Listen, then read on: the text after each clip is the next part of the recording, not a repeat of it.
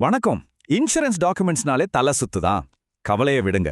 இன்னைக்கு நாம city bank கஸ்டமர்ஸுக்கான நியூ இந்தியா அஷூரன்ஸோட குட் ஹெல்த் பாலிசி பத்தி தான் டீகோட் பண்ண போறோம். இது ஒரு கம்ப்ளீட் எக்ஸ்பிளைனர். வாங்க ஆரம்பிக்கலாம். நீங்க எப்பவாவது உங்களோட ஹெல்த் இன்சூரன்ஸ்ல இருக்கிற அந்த சின்ன சின்ன எழுத்துக்களை, அதாவது ஃபைன் பிரிண்ட் முழுசா படிச்சு பார்த்திருக்கீங்களா? நிஜமா சொல்லணும்னா அதுல இருக்கிற வார்த்தைகள் ரொம்பவே கன்ஃபியூசிங்கா இருக்கும் இல்லையா? ஆனா பயப்பட வேண்டாம், அந்த சிக்கலான விதிகளை உங்களுக்கு ரொம்பவே சிம்பிளா புரிய வைக்க போறோம். சரி, இன்னைக்கு நாம 5 முக்கியமான விஷயங்களை பார்க்க போறோம். 1 பாலிசியோட பேசிக்ஸ், 2 இதுல என்னென்ன கவரேஜ் இருக்கு, 3 இதுல இருக்கிற முக்கிய நிபந்தனைகள், 4 கூடுதல் சலுகைகள், அப்புறம் 5 எப்படி கிளைம் பண்றது. அவ்வளவுதான். முதல் பகுதி குட் ஹெல்த் பாலிசியோட அடிப்படை தகவல்கள். முதல்ல இந்த பாலிசி யாருக்கானதுன்னு பார்த்தா, இது எக்ஸ்க்ளூசிவா சிட்டி பேங்க் கஸ்டமர்ஸுக்கும் அவங்க குடும்பத்துக்கானது. 18லேருந்து 65 வயசுக்குள்ள இருக்கிறவங்க இதுல சேரலாம்.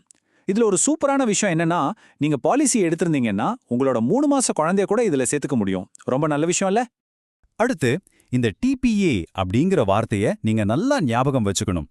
தேர்ட் பார்ட்டி அட்மினிஸ்ட்ரேட்டர், அதாவது நெட்வொர்க் ஹாஸ்பிட்டல்ஸ், அப்புறம் நீங்க பண்ற கிளைம்ஸ், இது எல்லாத்தையும் ஹேண்டில் பண்ற லைசன்ஸ் வாங்கியிருக்கிற கம்பெனி இந்த எம்டி இந்தியா ஹெல்த் கேர் நிறுவனம் தான்.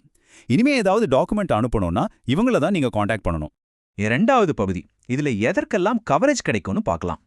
கவரேஜ்னு வரும்போது ஒரு முக்கியமான கணக்கு இருக்கு. சாதாரண வார்டுல ஒரு நாளுக்கான ரூம் வாடகை, நர்சிங் செலவுகளுக்கு ஒரு லிமிட் இருக்கு. உங்களோட மொத்த காப்பீட்டு தொகையில சரியா 1% மட்டும்தான் ஒரு நாளைக்கு அவங்க கொடுப்பாங்க. அதாவது உங்க பாலிசி 5 லட்சம் ரூபாய்னா ஒரு நாளைக்கு 5000 ரூபாய் வரைக்கும் தான் கிளைம் பண்ண முடியும். ஆனா பாருங்க, ஒருவேளை எமர்ஜென்சியா ஐசியூல அட்மிட் ஆக வேண்டிய சூழ்நிலை வந்தா அந்த லிமிட் அப்படியே டபுள் ஆகிடும். அதாவது 2% கிடைக்கும். இத முன்கூட்டியே தெரிஞ்சுக்கிட்டா ஹாஸ்பிட்டல் பில்ல மேனேஜ் பண்ண ரொம்பவே வசதியா இருக்கும். ரூம் வாடகையை தாண்டி வேற என்ன கிடைக்கும்? சர்ஜரி செலவுகள், அனஸ்தீசியா அதாவது மயக்க மருந்து நிபுணருக்கான ஃபீஸ் எல்லாம் முழுமையா கிடைக்கும். அவசர ஆம்புலன்ஸ்க்கு 1000 ரூபாய் கொடுக்கறாங்க. அது மட்டும் இல்லாம அலோபதி அல்லாத மாற்று மருத்துவ சிகிச்சைகளுக்கு கூட அதிகபட்சமா 25000 ரூபாய் வரைக்கும் கவரேஜ் தர்றாங்க. டே கேர் சிகிச்சைகள், நவீன மருத்துவம் எந்த அளவுக்கு வளர்ந்துருக்குன்னு சொல்றதுக்கு இது ஒரு அருமையான உதாரணம். இப்பெல்லாம் ஒரு டயாலிசிஸ் பண்ணவோ இல்ல கண்புரை ஆபரேஷன் பண்ணவோ 24 மணி நேரம் ஹாஸ்பிட்டல்ல தங்கணும்னு அவசியமே இல்ல. ஒரு சில மணி நேரத்திலே முடிஞ்சிடும் இல்லையா? இந்த மாதிரி சிகிச்சைகளுக்கும் இந்த பாலிசில முழுமையா கவரேஜ் உண்டு. மூணாவது பகுதி, கண்டிப்பா தெரிஞ்சுக்க வேண்டிய முக்கிய நிபந்தனைகள். வெயிட்டிங் பீரியட், அதாவது காத்திருப்பு காலம் பத்தி நாம கண்டிப்பா தெரிஞ்சுக்கணும். விபத்துகளுக்கு மட்டும்தான் முதல் நாள்ல இருந்தே கவரேஜ் கிடைக்கும். மத்தபடி எந்த நோயா இருந்தாலும் முதல் 30 நாளைக்கே கிளைம் பண்ண முடியாது. அதே போல ஹெர்னியாவுக்கு 2 வருஷம், மூட்டு மாற்று அறுவை சிகிச்சைகளுக்கு 3 வருஷம்னு வெயிட்டிங் பீரியட் இருக்கு. முன்கூட்டியே இருக்கிற நோய்களுக்கு, அதாவது ப்ரீ எக்ஸிஸ்டிங் டிசீசஸ்க்கு கரெக்டா 48 மாசங்கள், அதாவது 4 வருஷம் கழிச்சு தான் கவரேஜ் கிடைக்கும். இந்த வெயிட்டிங் பீரியட் முடிஞ்ச பிறகும் கூட நிரந்தரமா சில விஷயங்களுக்கு கவரேஜ் கிடையாது. நல்லா கேட்டுக்கோங்க, இந்த பாலிசி மெடிக்கல் எமர்ஜென்சிக்கு மட்டும்தானே தவிர அழகுக்கான பிளாஸ்டிக் சர்ஜரி, ருட்டீனா பண்ற பல் சிகிச்சை, மூக்கு கண்ணாடி, அப்புறம் மனநல கோளாறுகளுக்கு இதுல கண்டிப்பா எந்த கவரேஜும் கிடைக்காது. நாலாவது பகுதி, கூடுதல் சலுகைகள் மற்றும் போனஸ்.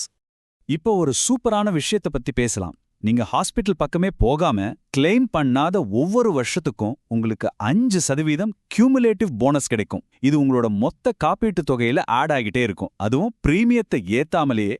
இது அதிகபட்சமா 50% வரைக்கும் அதிகரிக்கும். எப்படி? ஆரோக்கியமா இருக்கிறதுக்கு ஒரு நல்ல ரிவார்ட் இல்லையா? ஒருவேளை துரதிர்ஷ்டவசமா விபத்து நடந்து நிரந்தரமான பகுதியளவு ஊனம் ஏற்பட்டா உங்க காப்பீடு தொகையிலிருந்து ஒரு குறிப்பிட்ட சதவிகிதம் இழப்பீடா கொடுப்பாங்க. ஃபார் எக்ஸாம்பிள், 2 காதுகளுமே கேட்காம போனா 75%, கட்டை விரல் இழப்புக்கு 25% அப்படின்னு பாதிப்பை பொறுத்து ரொம்ப தெளிவா பிரிச்சு வச்சிருக்காங்க. நீங்க ஹாஸ்பிட்டல் கேஷ் பெனிஃபிட் ஆப்ஷனை செலக்ட் பண்ணியிருந்தா ஹாஸ்பிட்டல் பில்லை தாண்டி உங்களுக்கு நடக்கிற இதர செலவுகளுக்காக சாதாரண வார்டுக்கு ஒரு நாளைக்கு 1000 ரூபாயும், அதுவே ஐசியூனா ஒரு நாளைக்கு 2000 ரூபாயும் உங்க கைக்கு கேஷாவே கிடைக்கும். 5வது மற்றும் கடைசி பகுதி, கிளைம் செய்யறது எப்படின்னு பார்க்கலாம். இது நீங்க எந்த ஹாஸ்பிட்டல் போறீங்கிறத பொறுத்தது. நெட்வொர்க் ஹாஸ்பிட்டல்னா ரொம்ப ஈஸி. டிபிஏ மூலமா நேரடியா பணமில்லா வசதி, அதாவது கேஷ்லெஸ் ட்ரீட்மெண்ட் எடுத்துக்கலாம். அதுவே நெட்வொர்க் இல்லாத ஹாஸ்பிட்டல்னா முதல்ல உங்க பாக்கெட்லேருந்து பணத்தை கட்டிட்டு அப்புறமா ரீஇம்பர்ஸ்மெண்ட் பண்ணி வாங்கிக்கணும். இந்த டெட்லைன்ஸ்லாம் ரொம்ப ரொம்ப முக்கியங்க. ஹாஸ்பிட்டல் அட்மிட் ஆன 7 நாளுக்குள்ள கண்டிப்பா டிபிஏக்கு இன்ஃபார்ம் பண்ணிடணும். டிஸ்சார்ஜ் ஆன 30 நாளுக்குள்ள எல்லா டாக்குமெண்ட்ஸையும் சப்மிட் பண்ணிடணும்.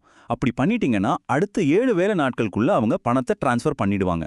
ஆனா இந்த 7 நாள் 30 நாள் கணக்கை மட்டும் மிஸ் பண்ணிடாதீங்க. மொத்த கிளைமும் ரிஜெக்ட் ஆக வாய்ப்பு இருக்கு. அதனால இதை ஒரு செக்லிஸ்டாவே மைண்ட்ல வச்சுக்கோங்க. ஒரிஜினல் பில்ஸ், டிஸ்சார்ஜ் கார்டு, அப்புறம் டாக்டர் கொடுக்குற முழுமையா குணமடைஞ்சிட்டார் அப்படிங்கிற சர்டிஃபிகேட், இதெல்லாம் கண்டிப்பா வேணும். நீங்க வாங்குற ஒவ்வொரு மாத்திரைக்கும் சீல் வச்ச ரெசிப்ட், அதுக்கு மேட்ச் ஆகுற டாக்டரோட பிரிஸ்கிரிப்ஷன் இருந்தா மட்டும்தான் பணம் திரும்ப கிடைக்கும். இப்போ இந்த பாலிசியோட மொத்த விவரமும் உங்க கையில இருக்கு. நீங்களே ஒரு கேள்வி கேட்டுக்கோங்க. எதிர்பாராத விதமா ஒரு மெடிக்கல் எமர்ஜென்சி வந்தா இந்த டெட்லைன்ஸ், டாக்குமெண்ட்ஸ் எல்லாத்தையும் கரெக்டா ஹேண்டில் பண்ண நீங்க தயாரா இருக்கிறீங்களா? யோசிங்க. இதே மாதிரி இன்னொரு விளக்க படிவுல நாம சந்திக்கலாம்.